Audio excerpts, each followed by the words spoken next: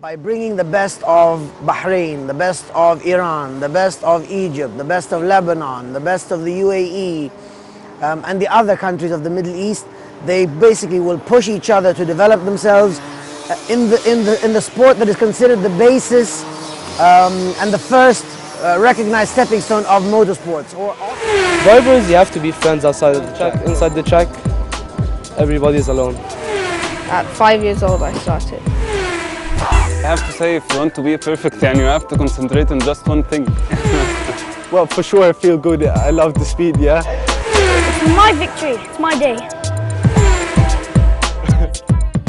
It's fun. I mean, when you win, that feeling, it's good. Like, to believe in yourself, this is the most important.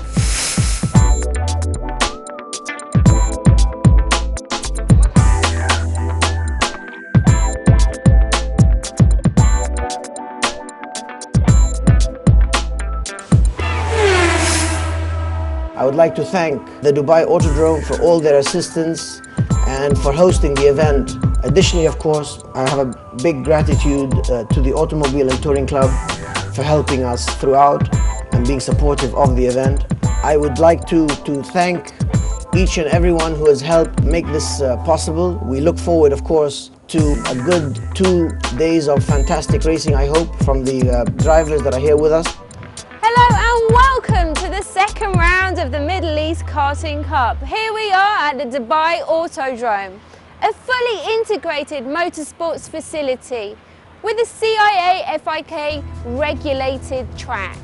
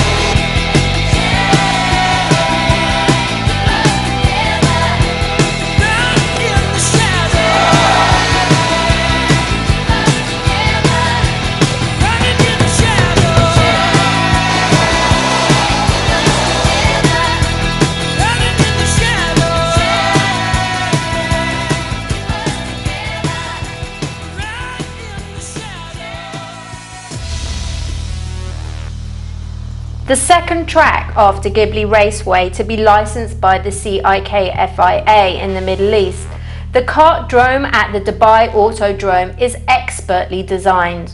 A challenging circuit, it still affords maximum safety. 1.2 kilometers in length, it has 17 corners to test the driver's skills and has both a tunnel and bridge to add to the excitement. Okay, so this is the circuit. This is where each and every driver will come and take a look at the type of tarmac, the weather conditions and the circuit itself. Why? This is to decide how they will set up the kart and the type of driving skills they will use throughout the race. Here in Dubai, to be fast is quite tricky. The track is very technical. It's got 16 corners. For a 1.2 kilometers track, it's a lot. This track is more tight. More corners, this track is more lot tiring. Here we have corner number 1 coming into a hairpin bend. This is where most of the outrageous overtaking manoeuvres take place. The competition is too hard this time. Ghibli was only 13 curves. This one is around 18 curves, and it makes you too tired to drive this car around this circuit. Some of the competitors we've got here, it's been their first experience when they were in Sharm el-Sheikh, their first experience of international competition. And they were a little bit green, a little bit naive about what to expect. Obviously, we've got a lot of fast drivers around the track this weekend, but only one wins because he has to be a bit more clever than the others. He has to be focused, he has to be fully trained, physically speaking, and he has to handle the pressure. When you start getting close, you're like, okay, I have to get ready. I have to think of my overtaking point. Where is his weak spot? And then you just have to go for it.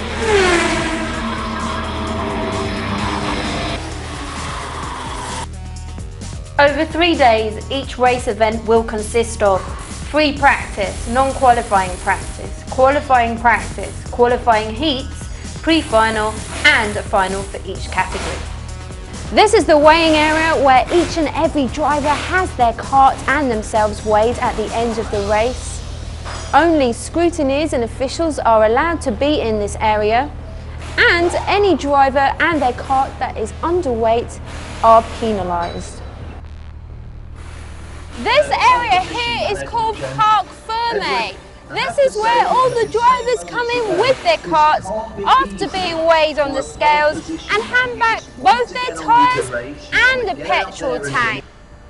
It is compulsory for each driver to order 3 front tyres and 3 rear tyres for each Middle East Karting Cup event. Strict Parc Fermé rules apply.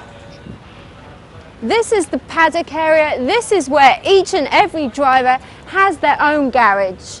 There are a multitude of nations being represented here at the Middle East Karting Cup, bringing together over 33 drivers from around the world. Round 2 of the Middle East Karting Cup pits the creme de la creme of UAE-based drivers against the very best from the Middle East.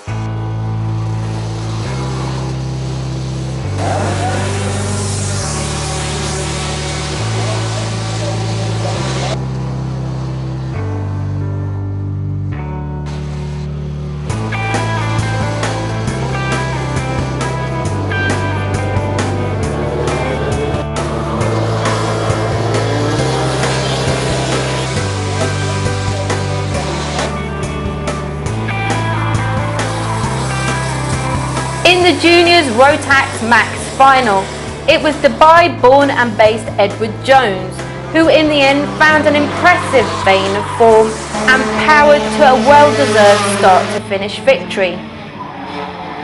His task made easier by the absence of his main challenger, Shahan Engineer, who jetted off to France for kart testing on Friday's heats. Behind him, Cyrian Pierre-Georges was the best of the rest.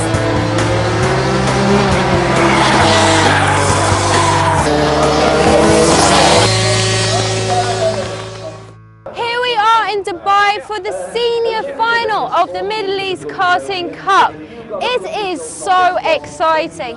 All the drivers are taking their grid position behind me. Who is going to win? I don't know. Let's watch the race and find out.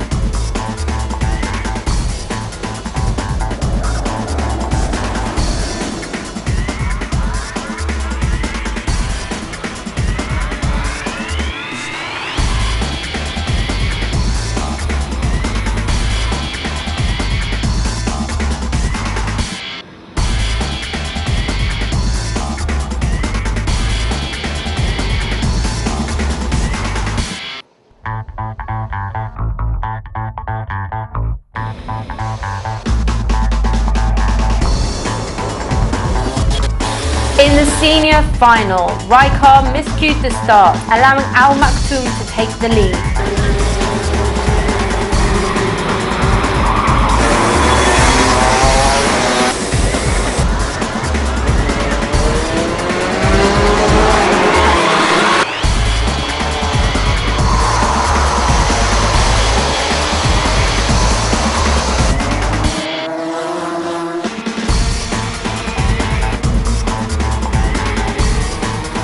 Short-lived, the Austrian pounced and retook first position where he stayed until the checkered flag dropped.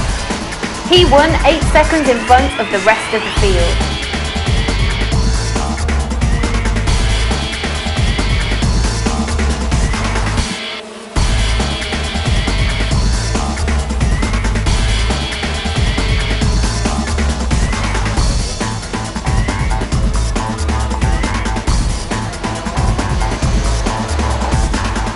It was then Scott Latham who made an opportunist move to claim second, and Al Maktoum was demoted to third. Italy's Piero De Marchi finished fourth after a race-long duel with Iranian Saeed Fahad. The victory is Kevin Rijkaard's second in a row in this series. Last month he won the first round of the Middle East Karting Cup in Sharm el Sheikh.